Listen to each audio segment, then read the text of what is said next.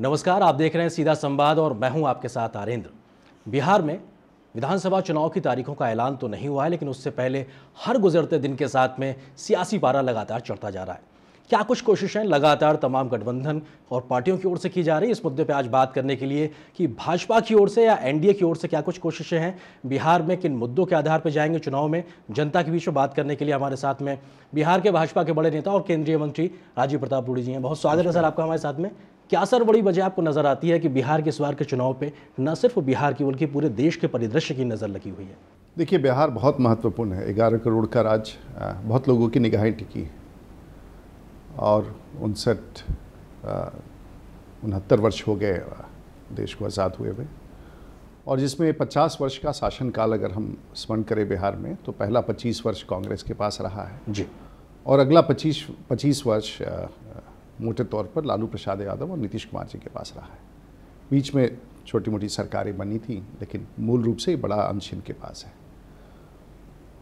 और बिहार के बारे में जब भी कोई चर्चा होती है तो कोई बहुत गर्व से लोग नहीं कर पाते हैं, बिकॉज पूरे भारत में अगर देखेंगे तो हर क्षेत्र को विकास कराने के लिए, करने के लिए जो हाथ की ताकत है या हुनर है जी, वो देश भर को हम देते हैं, लेकिन हमारे यहाँ अपनी स्थिति वैसी नहीं है, और जिसके कारण लोग बिहार से बड़ी संख्या में बाहर जाते हैं काम करने के लिए। हमारी शकल घरेलू उत्पाद लगभग 3-3.5% है जी। सिक्किम जैसे प्रांत का 20% है। हमारे यहाँ पर उद्योग नहीं है, हमारे पास व्यवसाय नहीं है, हमारे पास बिजली नहीं है, हमारे पास रोजगार नहीं है, लेकिन धरती की एक अपनी इतनी बड़ी ताकत है, उर्वरक है कि इतनी बड़ी आबादी को बिहार की धरती सबको पनाह देती है। और राजनेताओं ने बहुत बुरी तरह से बिहार के साथ, जिसमें मैं भी अपने आप को शामिल कर लेता हूँ, धोखा किया है। लेकिन बिहार की जनता अब तैयार नहीं है कि वैसे जैसे हम लोगों ने बिहार को चलाया है उसको बिहार को वैसे ही आगे लेकर चलेंगे, अब शायद तैयार नहीं। इसलिए पूरी भारत की निगाहें आज बिहार पर टिकी हुई। आप इसीलिए शायद परिवर्तन रैली की लगातार जिक्र कर रहे हैं। प्रधानमंत्री अभी तक 4 परिवर्तन रैलियां कर चुके हैं और लगातार हर बार विकास की ही बात की जा रही। एक जो बात लगातार जिस पर चर्चा हो रही है वो कहीं ना कहीं पैकेज वॉर नजर आ रहा है। प्रधानमंत्री कोई बात कहते हैं, नीतीश कुमार कहते हैं कि साहब इसमें 87-88% पहले का है, कुछ नया नहीं है। फिर वो अपना एक 5 साल का विजन डॉक्यूमेंट देते हैं। जनता आंकड़ों के बीच में कुछ उलझी सी नजर आ रही है, इसको थोड़ा सा और स्पष्ट कर पाएंगे आप? जनता को बिल्कुल स्पष्ट हमें, और बहुत अच्छा सवाल आपने किया। बिहार का विकास क्या हुआ नहीं हुआ इस पर नीतीश कुमार बहुत कम चर्चा करना चाहते हैं। वो हमेशा सब विषयों को ले आके केंद्र सरकार की तरफ नज़र उठाते हैं। बिहार में प्रधानमंत्री का आगमन, पैकेज की घोषणा, और नीतीश कुमार हमेशा कहते थे बिहार को क्या मिलेगा, बिहार को क्या मिलेगा, पैकेज कहाँ है, पैकेज कहाँ है। और जब देश के प्रधानमंत्री ने 1,65,000 करोड़ की घोषणा की तो उस पर उन्होंने टिप्पणी करना शुरू किया कि इसमें ये कमी है, उसमें वो कमी है। दरअसल नीतीश कुमार हिल गए, उनको उम्मीद ही नहीं थी कि देश के प्रधानमंत्री इतना बड़ा समर्थन बिहार को देंगे। तो जब वो हिल गए तो उन्होंने उस पर त्रुटियां निकालनी शुरू। तो अगर उनको पसंद नहीं था तो कह देते कि हमें ये पैकेज मंजूर नहीं है, हमें नहीं चाहिए। लेकिन मुख्य बात वो ये कह रहे हैं कि ये पुराना है, कुछ नया इसमें नहीं है। देखिए, पुराना है या नया है, इस सवालों का तो उत्तर दिया जाना चाहिए। तो केंद्र की सरकार, भारत की सरकार, नरेंद्र मोदी जी की सरकार तो कम से कम 3.5 वर्षों के लिए है और उसके बाद भी कई दशक के लिए है। लेकिन आज बिहार में जिसका कार्यकाल समाप्त हो रहा है वो नीतीश कुमार है। तो सबसे पहले नीतीश कुमार ने पिछले 10 वर्ष में, चलिए 10 वर्ष छोड़ देते हैं, 5 वर्ष में क्या किया, वो पहले अपनी बात जनता को बताएं और उस लेखा जोखा लेकर के जनता के पास जाए और लोगों से मत मांगेगा। वो करने के लिए तैयार नहीं है। जिसका कार्यकाल समाप्त हो रहा है, जो वोट लेने जा रहा है, वो इस काम के लिए तैयार नहीं है कि हम अपने 5 साल के कार्यकाल के में क्या कर सके। ये लोखा जोखा नहीं, वो रिपोर्ट कार्ड भी दे रहे हैं और विजन डॉक्यूमेंट भी दिया उन्होंने। उसके बाद आप विजन डॉक्यूमेंट की बात कर रहे हैं साहब। बिहार की जनता को तो मतलब सदमा ही नहीं लगा, सब कुछ सोचने पर मजबूर हो गए होंगे कि 10 वर्षों से सरकार में है। बीच में मांझी जी आए, कुर्सी पर बैठा है, फिर कुर्सी छीन लिया मांझी जी से उन्होंने। बर्दाश्त नहीं हो रहा था कि मेरे अलावा बिहार में कोई और कुर्सी पर बैठ सकता है। और अब नीतीश कुमार विजन डॉक्यूमेंट, यानी कि दूरदर्शिता का खाका तैयार करके बिहार की जनता को देना चाह रहे हैं। विजन डॉक्यूमेंट जिसको अंग्रेजी में कहते हैं। तो क्या हम समझे इस बात को कि 10 वर्षों से जो बिहार में नीतीश कुमार सरकार चला रहे थे, बिना किसी विजन का चला रहे थे? इसका मतलब यही हुआ कि अचानक उनको याद आया कि विजन देना है, तो ऐसे इसी चीज़ें कर रहे हैं। पैकेज के बाद उन्होंने उसके बाद उन्होंने अपना पैकेज घोषणा कर दिया। तो ये प्रधानमंत्री के उस पैकेज के बाद अपना विजन डॉक्यूमेंट, अपना घोषणा, तो आखिर में इतने कंफ्यूज्ड क्यों हो गए? जी, आपके विरोधी एक चीज़ ये भी कह रहे हैं कि जिस 25 साल का प्रधानमंत्री लेखा जोखा मांग रहे हैं, 7.5-8 साल तो आप लोग भी साथ में थे, उसकी बात आप क्यों नहीं करते, क्यों नहीं स्वीकारते कि अगर उनके साथ में फिर आप भी नहीं गलती की? हमारी इच्छा तो तब भी थी कि हम सीधे तौर पर सरकार की जिम्मेवारी लें। बिहार में उस समय ऐसा गठबंधन आया, नीतीश कुमार को नेता चुना गया, उसमें हमारी भूमिका थी और हम साथ थे। लेकिन सवाल जवाब और बिहार और किसी प्रांत के मुख्यमंत्री से ही अंतर्गतवा परिवार के मुखिया से ही लोग सवाल पूछते हैं। और जब तक मुख्यमंत्री इस एक राज्य का नहीं तय करता है तो बाकी मंत्रिमंडल के लोग सहयोगी होते हैं, मार्गदर्शक नहीं बन पाते हैं।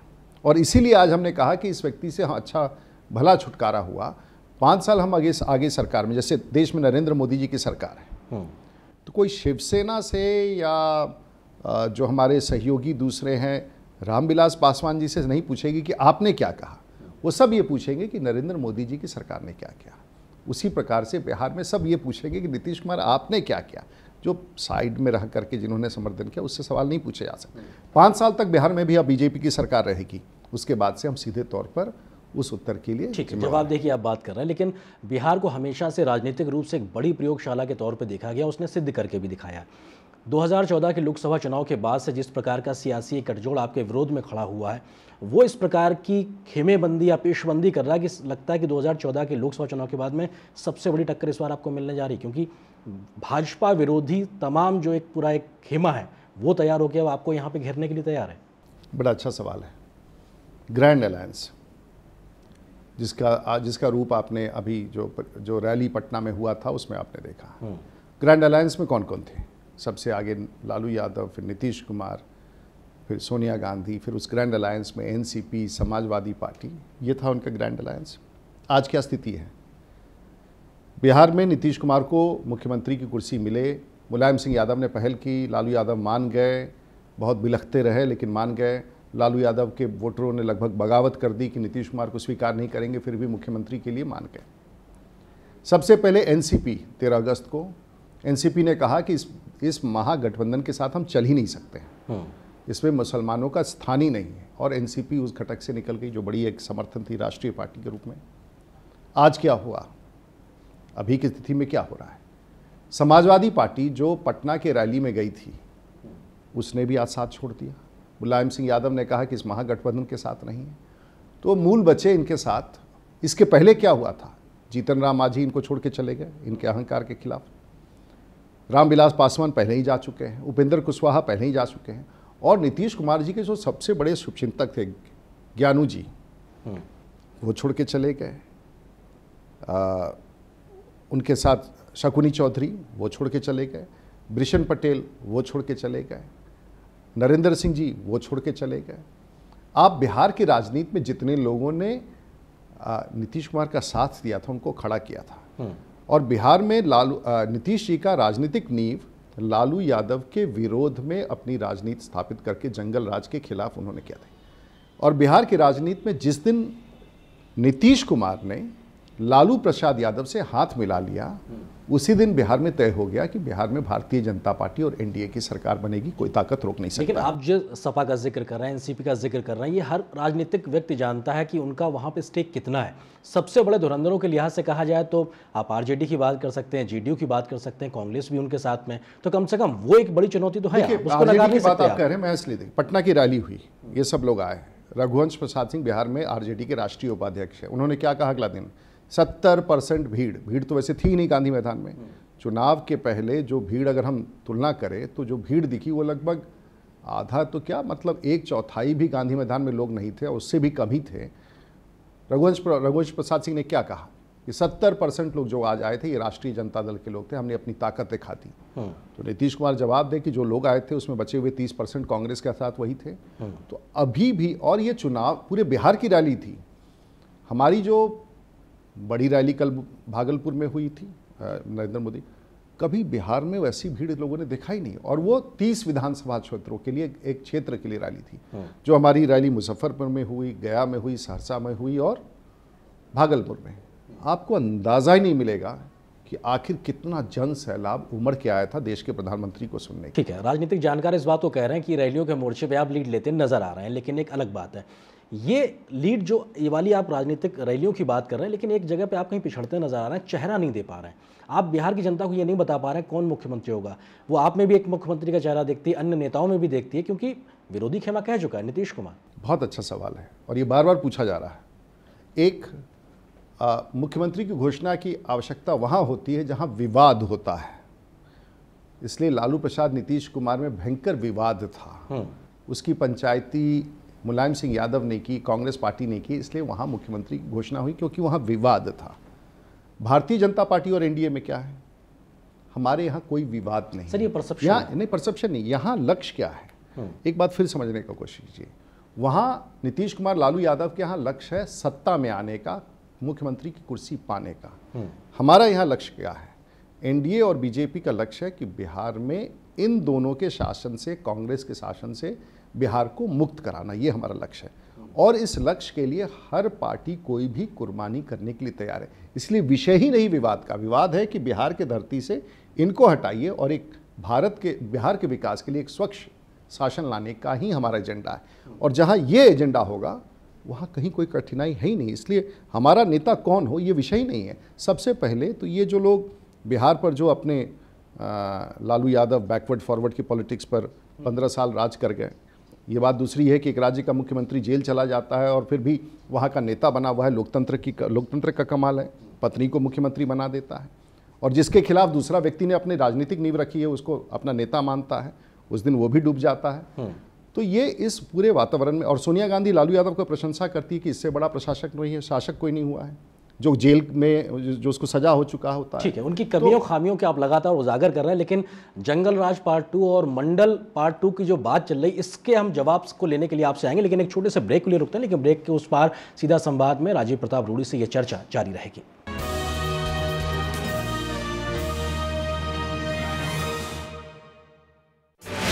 Now the national news channel of India, live on your mobile phone. Get the news on the go. Watch top videos, get the latest news and continuous news on your mobile phone. Download DD News app now. Visit the Android Play Store, search for DD News, download the app to your phone. Get the power of information at your fingertips. DD News. Only news, complete news.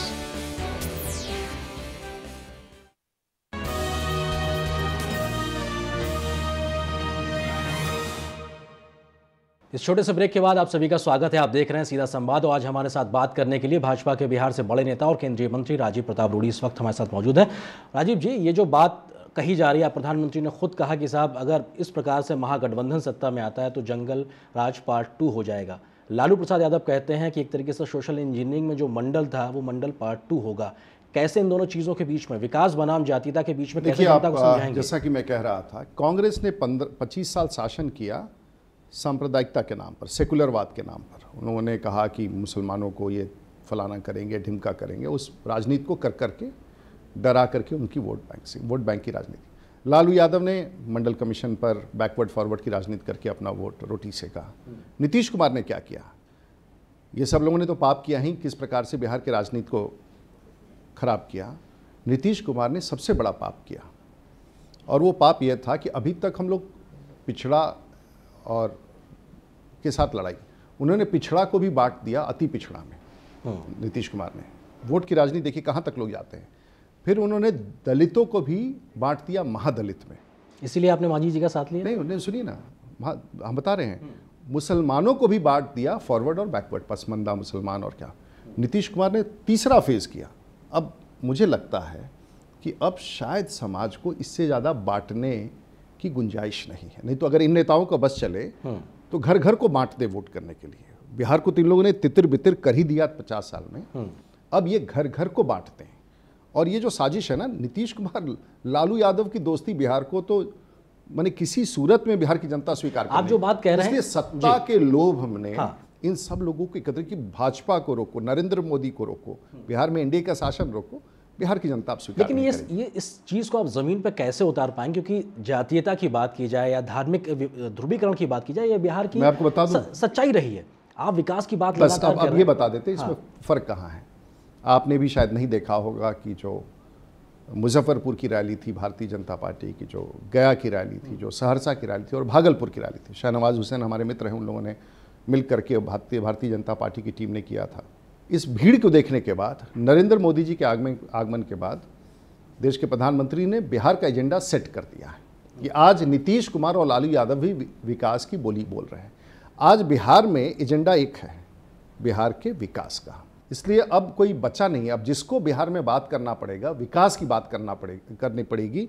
और नीतीश कुमार भी विकास की बात कर रहे हैं, कांग्रेस भी कर रही है। इसलिए कम से कम एक बार, पहली बार आज़ादी के पश्चात पहली बार बिहार विकास के एजेंडा पर चर्चा कर रहा है और ये सबसे बड़ी उपलब्धि। ठीक है, 2014 में खैर ये चीज़ काफ़ी हद तक देखने को मिली, लेकिन वो आपको बड़ी वजह क्या नज़र आती है कि आपका जो एनडीए का कुनवा है वो सीटें क्यों नहीं बांट पा रहा? कौन सा सहयोगी ज़्यादा मांग रहा है? ऐसे कोई अभी विषय ही, अभी तो चर्चा शुरू ही नहीं हुई और आप बांटने की बात कर रहे हैं। सीटें इसलिए क्योंकि आपके जो विरोधी हैं कम से कम उन्होंने संख्या तो अपनी डिसाइड कर ली कि साहब हम 100 लेंगे। नहीं, ऐसा नहीं। इसलिए कि उनके यहाँ झगड़ा है, हमारे यहाँ कोई झगड़ा नहीं है। हमारे यहाँ एक ही बात है, इन सबको टिकने नहीं देना। लेकिन बैठक तो हुई है एनडीए की। वो तो बैठक हो रही है, लेकिन कभी अपनी अपनी बात राजनीतिक पार्टियां रखती हैं, इसमें कोई कठिनाई नहीं है। आप बिल्कुल निश्चिंत रहें, बिहार में ये सभी मैच्योर पॉलिटिकल लोग हैं, चाहे वो मांझी जी हों, चाहे रामविलास पासवान हो जो हमारे साथी भी हैं, चाहे उपेंद्र कुशवाहा हो या और भी लोग जो आने वाले हैं या समर्थन में हैं। इसलिए ये बिल्कुल चिंता का विषय नहीं है। ये तो उनके लिए चिंता का विषय है कि उनके दो राजनीतिक घटक एनसीपी और समाजवादी पार्टी छोड़ के भाग गए। ठीक है, चलिए उन्होंने साफ कह दिया कि ये लोग ऐसे ही हैं, इनका कोई मतलब नहीं है।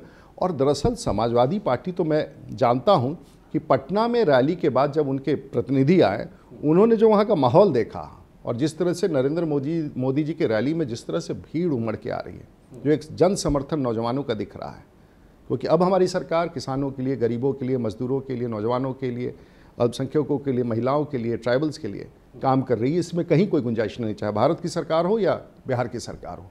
और इसमें ये लोग हिल गए हैं, इनको लग रहा है कि अब तो कहीं कोई जगह ही नहीं बचा, तो शायद इसलिए इनकी बेचैनी है। केजरीवाल साहब क्यों बिहार में ताल ठोकते नजर आ रहे हैं नीतीश के समर्थन में? बहुत अच्छा सवाल आपने किया।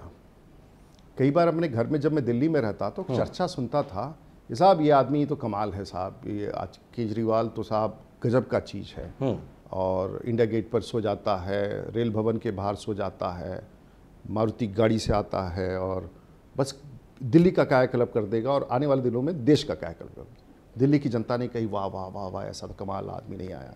आज दिल्ली की जनता पछता रही है। कोई भी प्रदेश का आदमी नहीं चाहता है कि झगड़ेलू, घर में झगड़ेलू बहू ना हो, घर में झगड़ेलू बहन ना हो, घर में झगड़ेलू भाई ना हो, कोई नहीं चाहता। वो तो कहते हैं हक मांग रहे हैं। अब हक मांगना, हम घर परिवार में सबका हक होता है, देश चलाने में सबका हक होता है। अब एक दिल्ली की जनता को एक झगड़ेलू मुख्यमंत्री मिल गया जो बात बात में रूठ जाता है, सड़क पर बैठ जाता है झगड़ा करने और बार बार कहता है दिल्ली को मैं सिखा दूंगा सबक, और फिर अपने इश्तिहार निकालता है कि मैं गजब कर रहा हूँ, मैं गजब कर रहा हूँ। दिल्ली की जनता उब चुकी है। तो एक बार कम से कम दिल्ली की राजधानी में बैठा हुआ देश की सरकार से किस प्रकार का, जो नीति आयोग की बैठक में नहीं जाता हो, जो विरोध करता हो। लोकतंत्र की एक सीमा है कि आप अपने वोट के लिए और राजनीति के लिए विरोध करते रहें जब तक आपकी राजनीति नहीं स्थापित हो जाती। लेकिन जब सरकार में आए तो आपकी भूमिका शासक की होनी चाहिए। तो ना ये शासक है ना राजनेता है। नीतीश कुमार ने अब नई दोस्ती इनसे कर ली है, बिहार में इनको ले गए।